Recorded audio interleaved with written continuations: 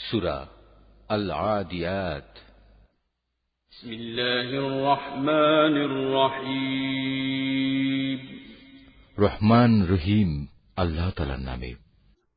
শপথ সেই দ্রুতগামী ঘোড়াগুলোর, যারা ঊর্ধ্বশ্বাসে শব্দ করতে করতে দৌড়ায়।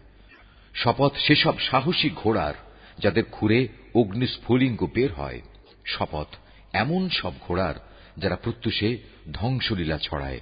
এর ফলে যারা বিপুল পরিমাণ ধুলা উড়ায়। শত্রু শিবিরে পৌঁছে যারা তা ছিন্ন ভিন্ন করে দেয়।